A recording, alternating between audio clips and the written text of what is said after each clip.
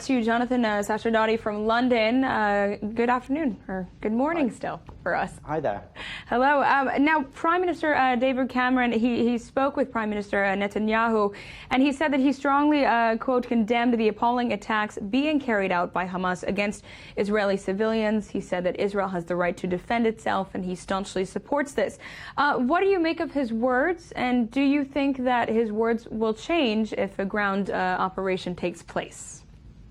Back in March, the British Prime Minister David Cameron, on a visit to Israel, said that he wasn't there to lecture Israelis about how to deal with the complex situation they face regarding security and the Palestinians.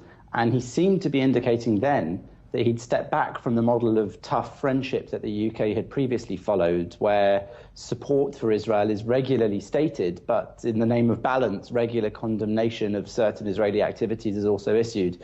And back then, many of us said we'd wait and see how this translated into action. And this week, it might just have done that in the form of this statement, where he gave a very strong, staunch, supportive statement to Israel in its defensive activities against these rockets. Of course, a ground incursion may change that, not just in the UK, but around the world. But so far, really not a lot has been said politically. And similarly, the press here seemed to have started out, at least the beginning of the operation, relatively understanding and supportive of Israel's right to defend itself. Of course, that depends on which part of the press you actually read. As ever, if you're somebody that has a rather negative opinion of Israel and reads the press that follow that line of thinking, you're likely to have been met with articles that were quite condemnatory of the actions. And if, on the other hand, you're quite supportive of Israel's actions and anyone else in the world, other nations that also are fighting terrorist threats, then you'll have been reading press that